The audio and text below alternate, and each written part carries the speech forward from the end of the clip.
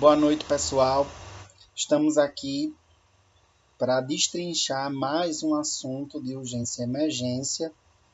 E hoje nós vamos falar sobre animais peçonhentos, tá? Acidentes com animais peçonhentos.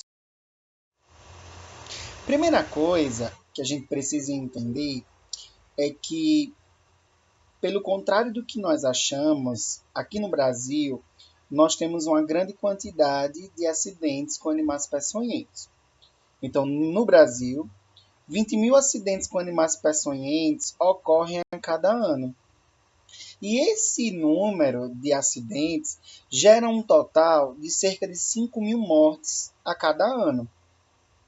Sendo assim, um número muito expressivo de pacientes que recorrem às urgências e emergências decorrentes de acidentes com animais peçonhentos.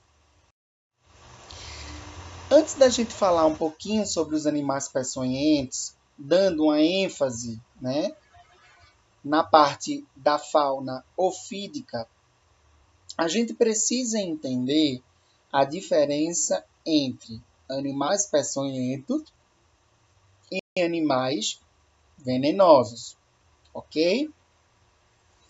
Animais peçonhentos são aqueles animais que são vertebrados e que também podem ser invertebrados, mas que eles vão possuir em seu interior uma glândula de veneno e que geralmente essa glândula venenosa ela se comunica com os dentes desse animal e esses dentes são dentes ocos, que podem ser dentes, ferrões ou arguilhões.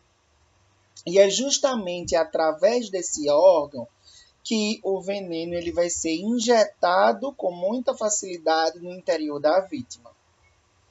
Então, nos animais peçonhentos, esses animais eles vão ter dentes ocos, ferrões ou arquilhões que vão injetar veneno no organismo da vítima. Já os animais venenosos, eles também podem ser animais vertebrados ou invertebrados. Eles também vão produzir veneno, mas eles não vão possuir um aparelho que inocula esse veneno no interior da vítima, como, por exemplo, os animais peçonhentos têm. Ok? Como é que esses animais venenosos, eles vão envenenar essa vítima? Eles vão envenenar essa vítima, muitas vezes, através do que a gente chama de envenenamento passivo. Ou seja, a vítima entrou em contato com o animal, tocou no animal, ou ingeriu secreções desse animal, ou foi cozinhar e acabou cozinhando o animal dentro, e ingeriu aquele alimento com o animal, ou comprimiu o animal e ele soltou alguma glândula, alguma secreção. Então, geralmente, os envenenamentos por animais venenosos, eles ocorrem geralmente por envenenamento passivo. Não é como se o animal não tivesse culpa de envenenar, né? Ele sofreu algo e acabou expelindo aquela secreção.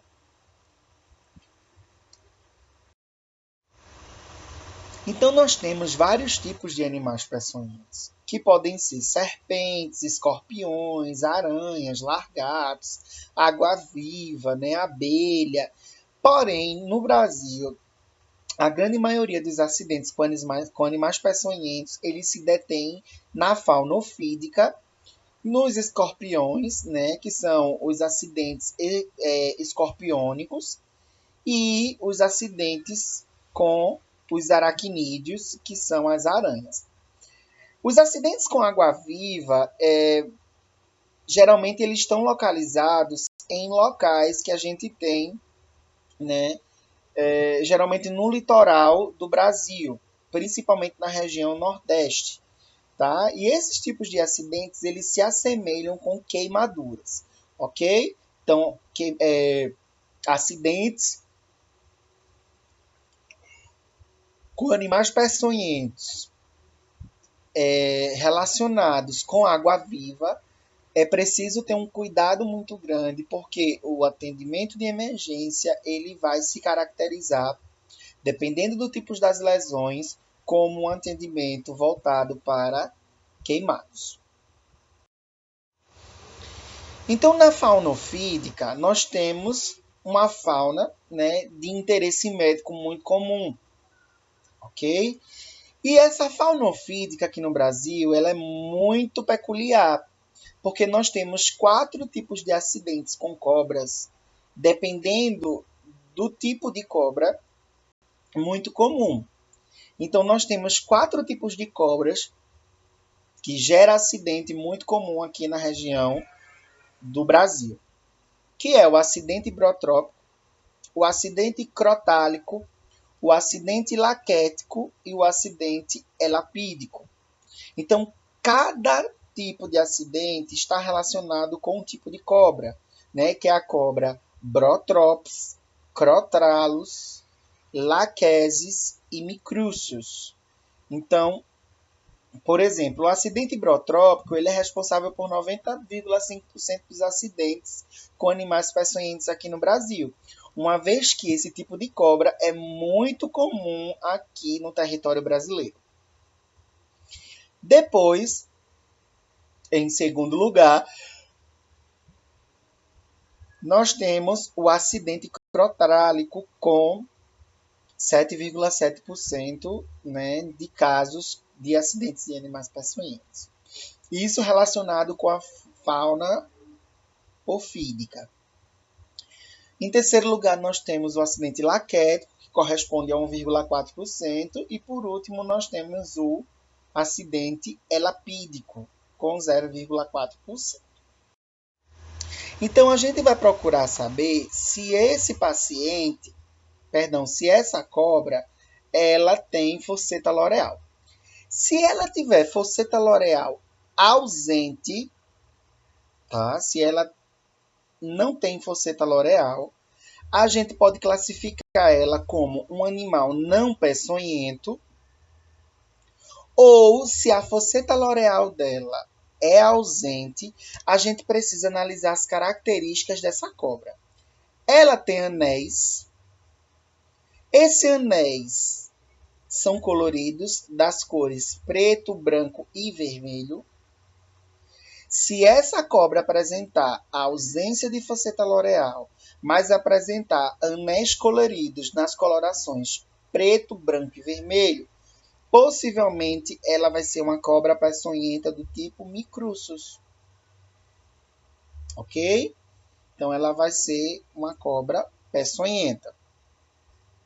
Agora, se ela apresenta fosseta loreal, a gente já pode classificar ela como peçonhenta, tá? E aí a gente precisa verificar o tipo de cauda que ela tem. Então, ela tem uma cauda lisa. Se ela tiver uma cauda lisa, a gente classifica ela como Brotrops. Se ela tiver uma cauda em escamas e arrepiadas, a gente classifica ela como Lachesis.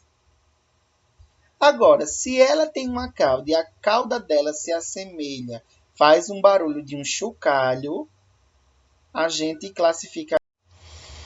Outra coisa importante é a identificação do gênero dessa cobra. Então, se essa cobra ela apresenta cauda lisa, a gente classifica ela como Brotrops. Se a cauda dela se assemelha a um chocalho, a gente classifica ela como Crotalus. Se essa cobra ela apresenta escamas eriçadas, a gente classifica essa cobra como Lachesis, ok? Com a cobra jararaca, né, que foi a primeira.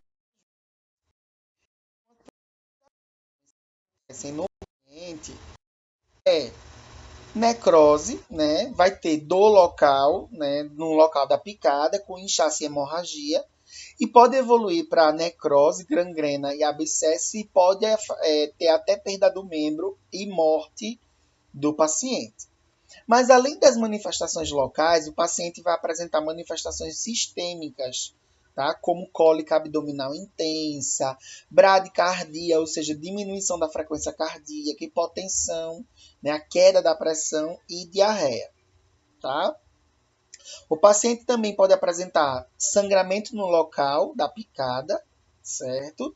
E pode também haver marcas das presas da picada. Então é bem comum, né? E muitas vezes o paciente, ao ir ao médico, o médico, quando não sabe o tipo de cobra que vai analisar as lesões, é muito confundido com as acidente com cascavel. Então, o paciente evolui muito rápido para necrose tecidual, ó, uma lesão no membro superior, né, nas mãos, onde o paciente teve, né, aqui ao lado direito, né, é bem comum a gente ver necrose, né, dos dedos, ok?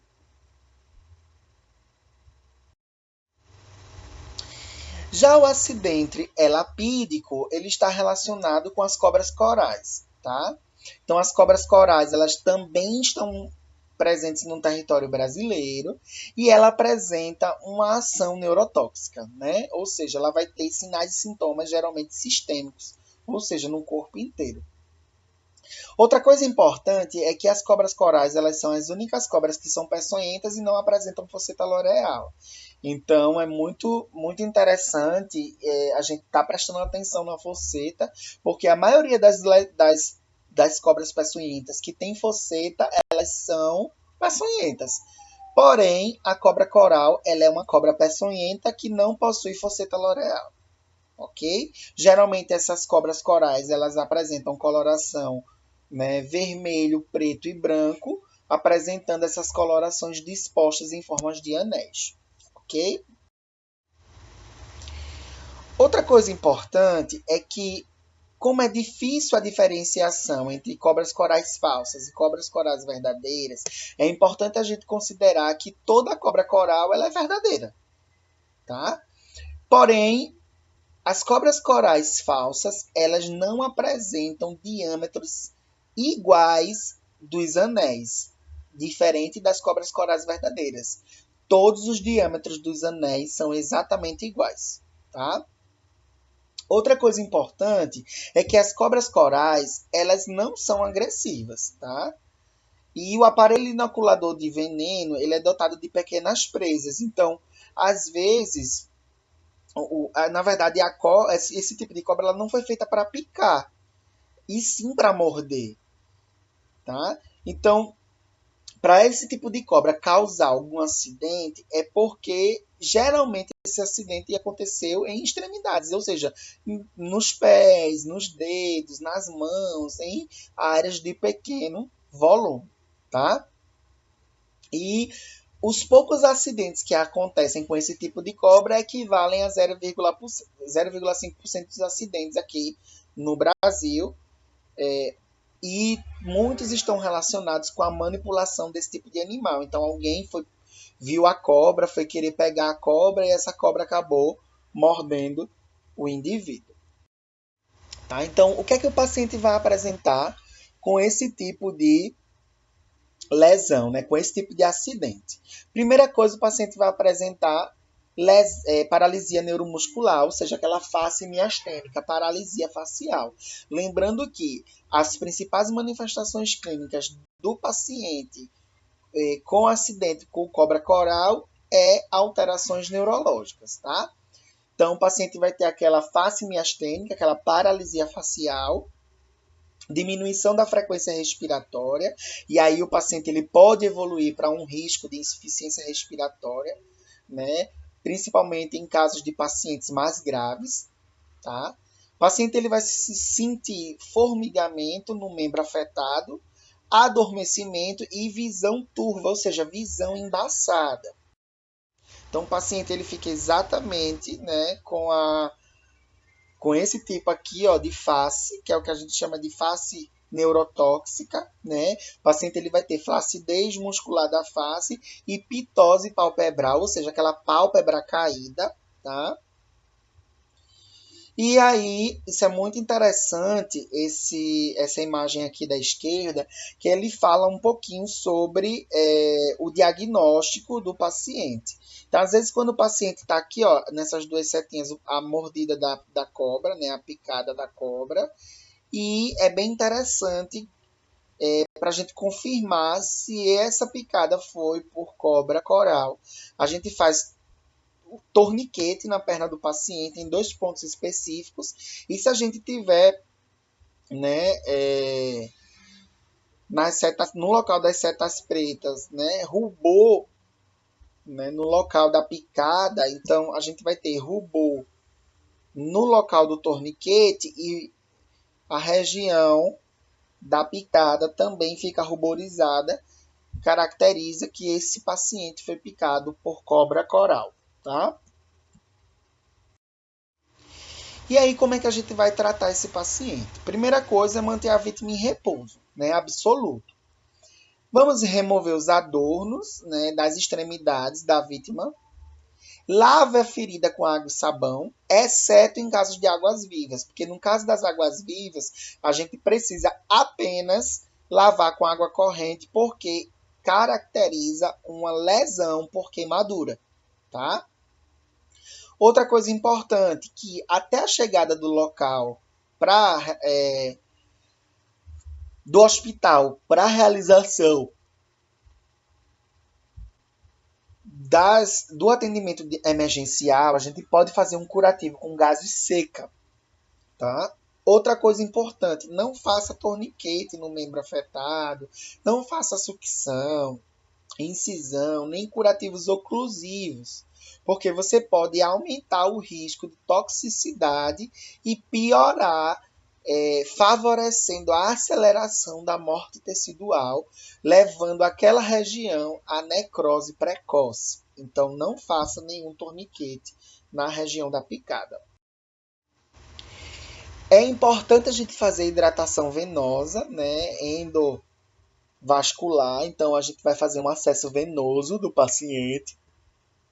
Lembrando que esse acesso venoso precisa ser um acesso de grosso calibre.